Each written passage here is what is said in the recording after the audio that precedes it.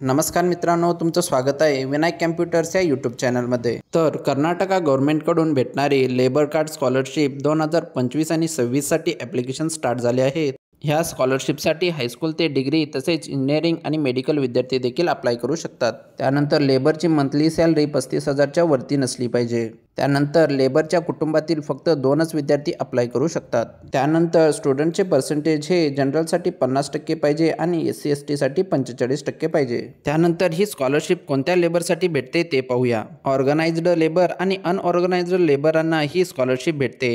Organised labour म्हणजे कंपनीमध्ये नोंद असलेले लेबर ह्या कुटुंबातील विद्यार्थ्यांना ही स्कॉलरशिप भेटते। एक्झाम्पल फॅक्टरीमध्ये किंवा शॉपमध्ये काम करत असलेले लेबर। त्यानंतर अनऑर्गनाइज्ड लेबर कुठेही काम करणारे सुरक्षता नसलेले लेबर त्यांच्या कुटुंबातील विद्यार्थ्यांना ही स्कॉलरशिप भेटते। त्यानंतर ह्या स्कॉलरशिपसाठी कसे अप्लाय करायचे ते पाहू। तर तुम्हाला क्रोममध्ये कर्नाटका लेबर स्कॉलरशिप असं सर्च करायचं आहे आणि त्यानंतर फर्स्ट वेबसाईटला क्लिक करा।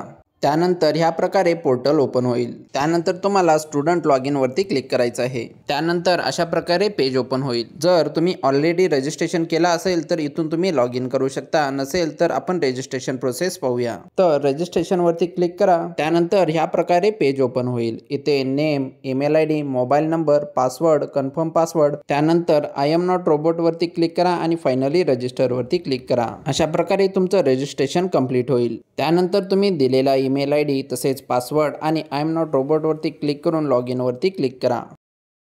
त्यानंतर या प्रकारे पेज ओपन होईल। त्यानंतर इथे तुम्ही पाहू शकता तुमचे total application, approval application, rejected application आणि total scholarship amount. Log in केल्यानंतर ह्या प्रकारे तुम्हाला तुमच्या स्कॉलरशिप बद्दल माहिती भेटेल। तर चला आता स्कॉलरशिपला अप्लाय करूया। इथे अप्लाय नाव वरती क्लिक करा। तर अशा प्रकारे पेज ओपन होईल। तर सर्वात आधी तुम्हाला स्टुडंट डिटेल्स फिल करायचं आहे। इथे तुम्ही नेम, मोबाईल नंबर, जेंडर, त्याच्यानंतर फादर नेम, मदर नेम आणि ॲड्रेस फिल करायचा आहे। त्यानंतर प्रेझेन्स इन्स्टिट्यूशन डिटेल्स फिल करायचं आहे। फर्स्ट डिस्ट्रिक्ट सिलेक्ट करा, त्याच्यानंतर तालुका सिलेक्ट करा, त्यानंतर प्रेझेन्स इन्स्टिट्यूशन म्हणजे कॉलेजचे नेम सिलेक्ट करा, त्याच्यानंतर पिनकोड फिल करा। त्यानंतर ग्रॅज्युएशन वरती क्लिक करा। इथे तुम्हाला ह्या प्रकारे ऑप्शन दिसतील, तुमच्या क्वालिफिकेशन प्रमाणे इथे सिलेक्ट करा। त्यानंतर तुमची कास्ट शेड्यूल कास्ट किंवा शेड्यूल ट्राईब असेल तर यस वरती क्लिक करा, नसेल तर नो वरती क्लिक करा। त्यानंतर इथे प्रिव्हियस इयर क्लास आणि मार्क्स डिटेल फिल करायचं आहे। तर इथे तुम्हाला प्रिव्हियस स्टँडर्ड फिल करायचं आहे, त्याच्यानंतर प्रिव्हियस मार्क्स कार्ड फिल करायचं आहे आणि त्याच्यानंतर मार्क्स कार्ड टाईप सिलेक्ट करायचं आहे आणि इथे मार्क्स कार्ड कॉपी अटॅच करायची आहे। तर इथे तुम्हाला आधार कार्ड डिटेल्स फिल करायचे आहे। सर्वात आधी तुम्हाला स्वतःचे आधार नंबर आणि आधार कार्ड कॉपी अटॅच करायचे आहे। त्यानंतर तुम्हाला इथे फादरचे आधार कार्ड नंबर आणि तसेच फादरचे आधार कार्ड अटॅच करायचे आहे। त्यानंतर तुम्हाला इथे मदरचे आधार कार्ड नंबर फिल करायचे आहे आणि मदरचे आधार कार्ड अटॅच करायचे आहे।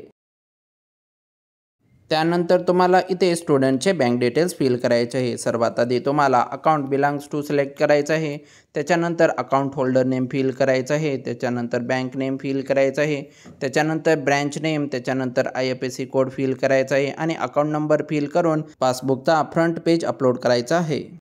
त्यानंतर तुम्हाला इथे इंडस्ट्री डिटेल्स फिल करायचे आहे। हु इज वर्किंग सिलेक्ट करा। त्यानंतर इथे पॅरेंट किंवा गार्डियन नेम फिल करा, त्याच्यानंतर relation between student and parent fill करा, त्यानंतर मंथली सॅलरी फिल करा, त्याच्यानंतर डिस्ट्रिक्ट सिलेक्ट करा, त्याच्यानंतर तालुका सिलेक्ट करा, त्यानंतर पॅरेंट्स इंडस्ट्री नेम सिलेक्ट करा आणि त्याच्यानंतर पिनकोड फिल करा। त्यानंतर इथे पॅरेंट्स एम्प्लॉई सर्टिफिकेशन किंवा salary slip of last month attach करा। त्यानंतर सबमिट वरती क्लिक करा। अशाप्रमाणे तुमचा पूर्ण फॉर्म भरला जाईल। तर अशाच इन्फॉर्मेटिव्ह व्हिडिओसाठी चॅनलला सबस्क्राईब आणि व्हिडिओला लाईक करा।